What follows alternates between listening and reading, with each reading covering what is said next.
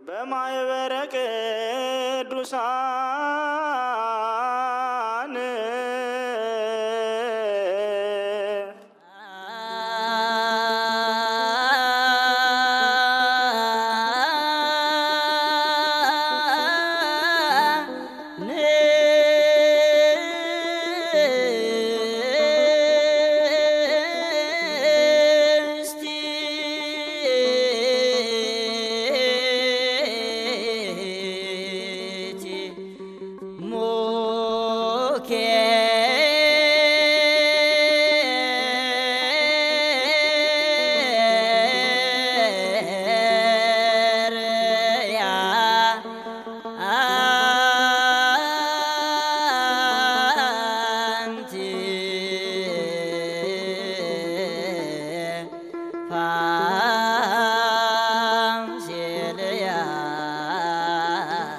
የክርስቶስ ነገረ መስቀል ሲነገር አይምሮ ይጨነቃል።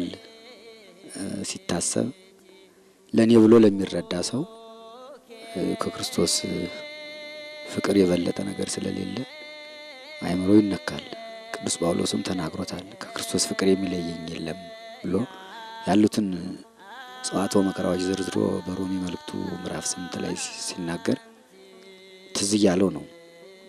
እና የክርስቶስ ነገረ መስቀል በተለይ በፍጹማኑ ዘንድ ፍጹምነት ባላቸው ሰዎች ዘንድ ሲገለጥና ሲታሰብ ያሉበትን ያስረሳል፣ የት እንዳሉ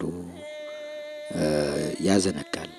የተቀበለው መከራ ሁሉም ለኛ ብሎ ስለሆነ ለሰው ብሎ ስለሆነ ለሱ ቅንጣት ታህል ትንሽ ነገር ለሱ ከተቀበለው መከራ መስቀል ሁሉ የሚጠቅመው ወይም ይሆናል የሚባል ነገር ስለሌለ ሙሉ በሙሉ ለሰው ልጆች ስለሆነ ለአዳምና ለሔዋን መቸንከሩ የኔ ነው።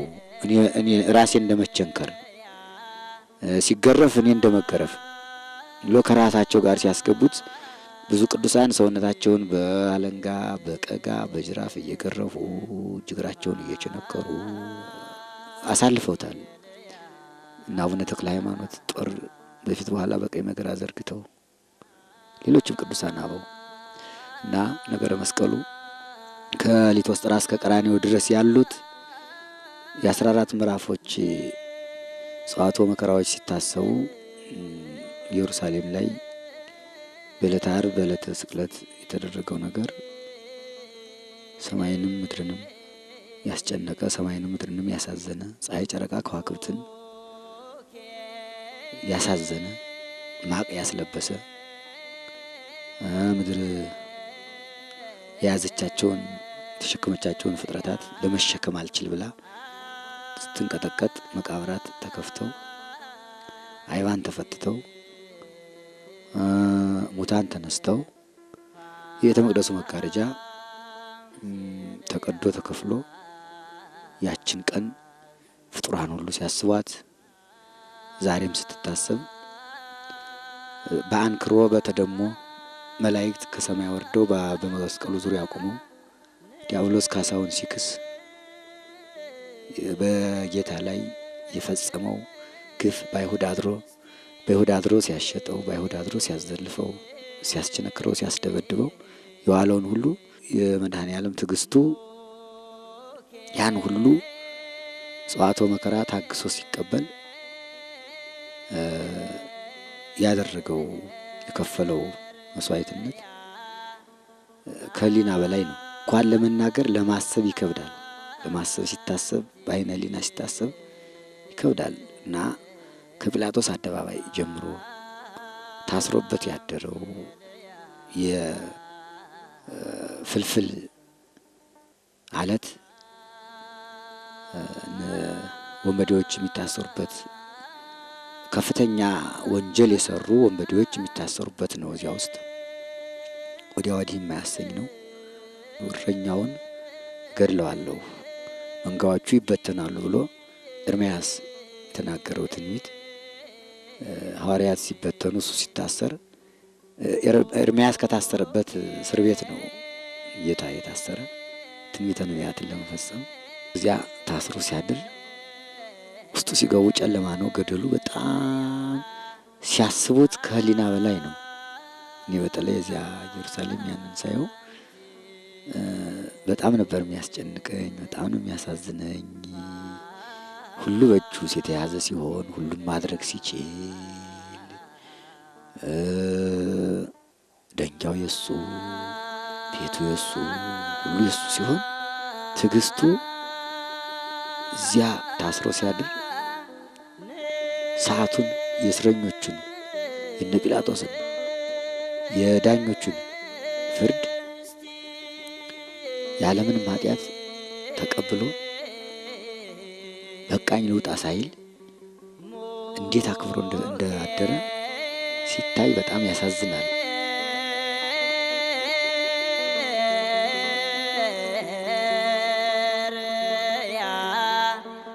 ከዚያ ወጥቶ ለጲላጦስ አደባባይ ልቶስጥራ ለፍርድ ቀረበ።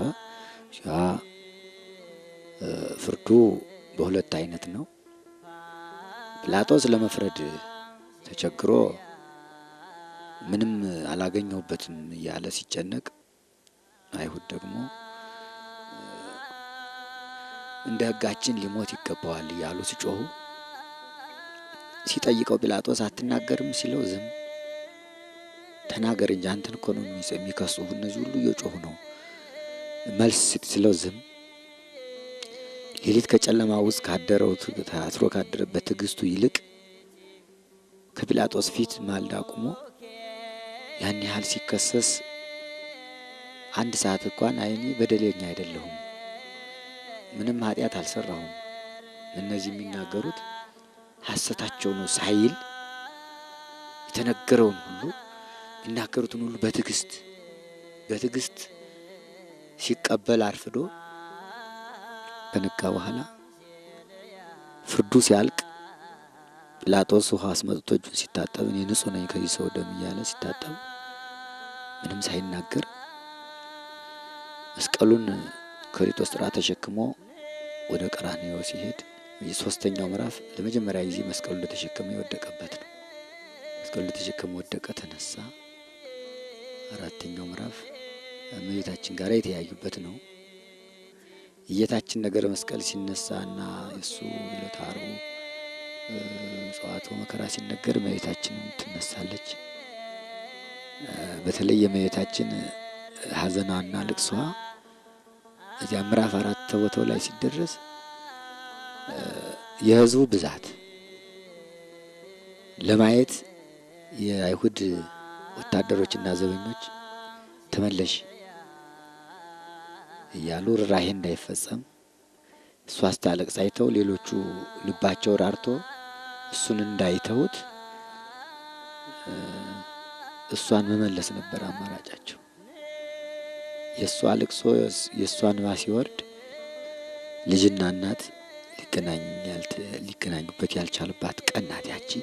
ዕለተ ዓርብ ስትታሰብ ልጄ ምንድነው ወዳው በደሉ በሀገር ዳኛ የለም ወይ ያለች በደለኝ ያልበደለ ምንም ያልሰራ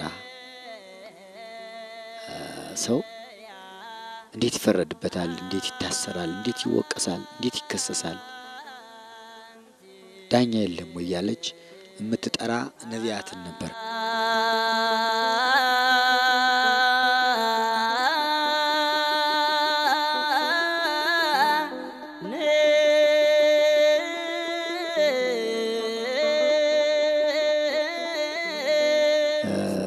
አምስተኛው የጲላጦስ ሚስት ቤት ነው።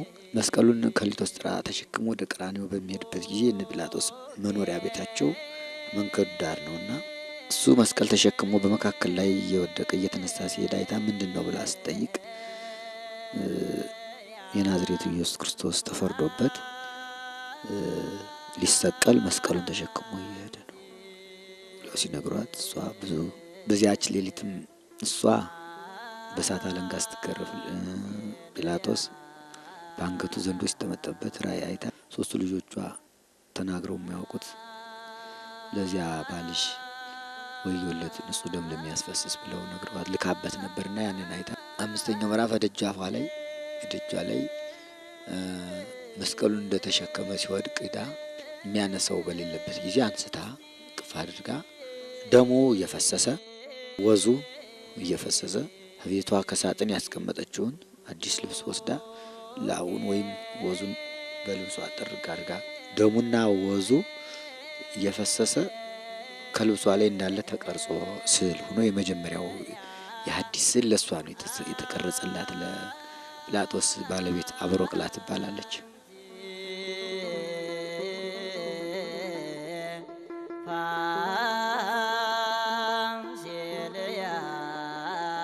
ስድስተኛው ምዕራፍ ስምዖን ቀሬናዊ ከበረሃ ውሎ ኋላ ሲመለስ መስቀል ተሸከም ብለውት መስቀል ያሸከሙበት ነው። ሰባተኛው ምዕራፍ ለሁለተኛ ጊዜ የወደቀበት ነው። ሲታይ በጣም ያስገርማል። ስምንተኛው ምዕራፍ ቅዱሳት አንስት መንገላታቱ እየበዛ ሲሄድ ሲወድቅ ሲንገላታ ሲያዩት ያደረገላቸው በተለይም ቅዱሳት አንስት ውስጥ ማርያም መግደላዊት 7 አጋንንት አድረውባት ዘመድ ሁሉ ጠልቷት ሰው ሁሉ አላስቀርባት ብሎ ከዚያ በኋላ ሀዳናት በኋላ እሱን እናት አባት አድርጋ ተከትላ ስለነበረ በተለይ እሷ አልቻለችም፣ ትጮህ ነበረ። በዛ 12 ዓመት ደም ሲፈሳት የነበረችው የልብሱን ዘርፍ ዳሳ ተፈወሰችው።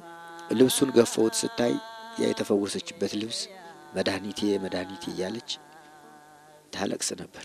8ኛው ምዕራፍ ላይ ዘወር ብሎ አዋልደ ኢየሩሳሌም ትብከያኒ፣ እናንተ ኢየሩሳሌም ሴቶች ለእኔ አታልቅሱልኝ፣ ለእናንተና ለልጆቻችሁ አልቅሱ። ዘመን ይመጣል ያልወለዱ መካኖች ያላጠቡ ጡቶች ንዑዳን ክቡራን ናቸው የሚልበት ዘመን ስለሚመጣ በእኔ እንዲህ ያደረጉ በእናንተ መከራ ይመጣባቸዋልና ለራሳቸው አልቅሱ ብሎ አቅማቸው በላይ ሆኖ የሚያዝኑትን የሚያለቅሱትን ቅዱሳት አንስትን ያጽናናበት ምዕራፍ ነው 8ኛው ምዕራፍ። ምክንያቱም ቸር አምላክ ስለሆነ እኛን ለማዳን ስለሆነ ያን መስቀል ተሸክሞ የሚሄድ ያን ጊዜ እንኳን ያን ያህል መከራ እየተቀበለ ሐዘንተኞቹን ችግረኞቹን የሚያለቅሱትን ቸል አላላቸው።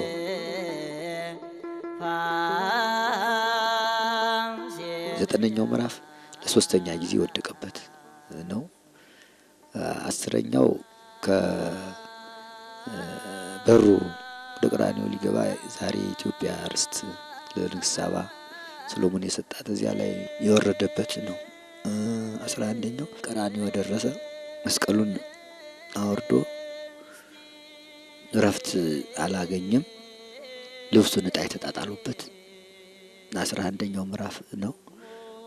ዳዊት ልብሴን ገፈፉኝ በቀሚሴም ላይ ዕጣ ተጣጣሉ ብሎ የተናገረው ትንቢት ይፈጸም ዘንድ መጎናጸፊያውንም 4 ክፍል አድርገው የተጣጣሉበት ነው። 12ኛው የተቸነከረበት ነው። ያን የተሸከመውን መስቀል አጋድመው እሱን እዚያ ላይ አስተኝተው እጁን ናግሩን ግራ ቀኝ እጁን መስቀሉ እንዲደርስ እየጎተቱ እዚያ ላይ ቸነከሩት።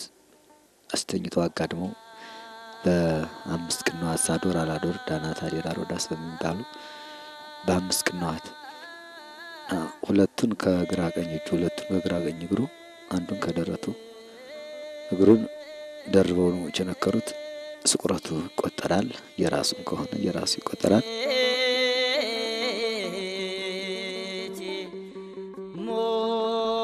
13ኛው ምዕራፍ ስቅለቱ ነው። እዚያ በኋላ መስቀሉን አቆሙት ቀራንዮ ላይ። መስቀሉ ተነስቶ በቆመበት ጊዜ 6 ሰዓት ሲሆን ከሊተ ጽርሐ እስከ ቀራንዮ ድረስ ያለው ጸዋትወ መከራ በመስቀል ተካተተ። በዚህ ጊዜ መስቀሉን ብድቅ አድርገው እሱ እንዳለ እንዳይናወጽባቸው ነው በመበቸንከር የቸነከሩት። በዚህ ጊዜ ሰማይ የተጨነቀች በዚህ ሰዓት ነበር። 6 ሰዓት ላይ ፀሐይም ለማየት ለማሳየት ብርሃኗን ከለከለች። ጨረቃው እንደመሰለች ከዋክብትም ረገፉ። በዚህ ጊዜ ዓለም በሙሉ በጠቅላላ ጨለማ ሆነ። ያን ጊዜ አምላክነቱን በመጠኑ ገለጠላቸው፣ ማሳወቃቸው። እስከዚያ ድረስ ትዕግስት አትግረፉኝ አትደብድቡኝ አላለም። የተነገረው ትንቢት የተቆጠረው ሰው ይፈጸም ዘንድ። በዚያ ሰዓት ግን ራቁቱን አድርገው ልብሱንም ተጣጣጥለው ሲገርፉት እስኪ ብርሃንና ጨለማን የሚለይ ማን ነው? የአይሁድ ንጉሳቸውን ልስቀለው ሲላቸው ጲላጦስ አልብነ ንጉሥ ዘእንበለ ቄሳር ከቄሳር በቀር ሌላ ንጉሥ የለንም ብለው ነበርና መንግስቱን ገለጠ። ያን ጊዜ በስድስት ሰዓት ፀሐይና ጨረቃ ፀሐይ ጨለማ ስትሆን ዓለም ጨለማ ሆነ።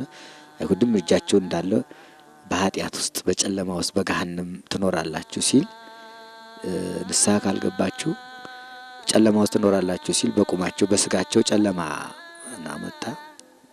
ምስጢርም ነው። ምስጢረ ስጋ ወደሙ ነው።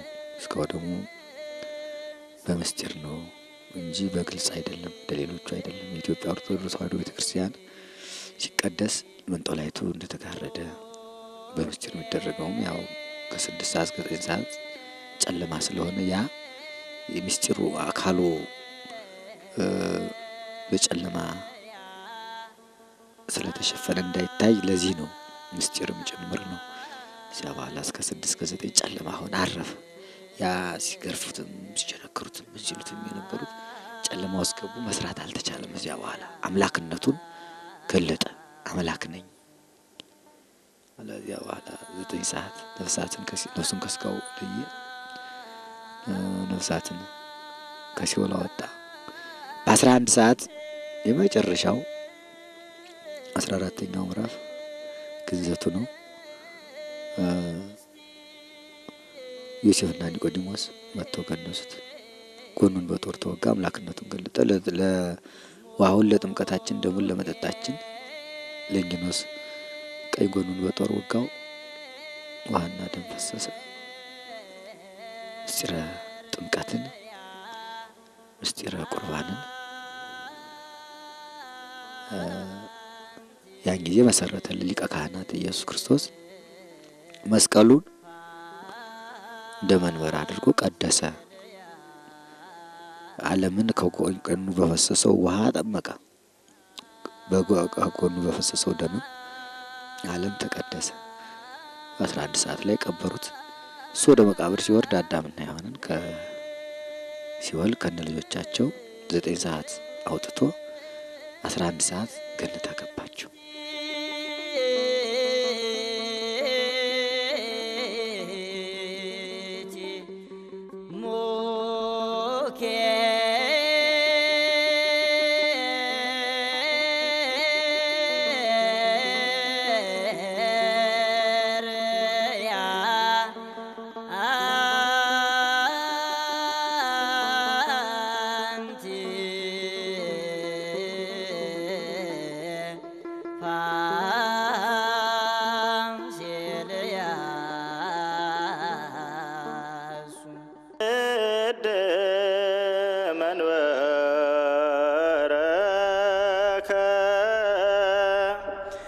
ይገንያ ሰማያት ለስብሐቲከ እግዚኦ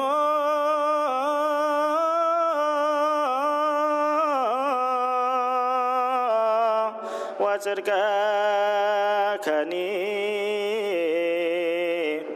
በማኅበረ ቅዱሳን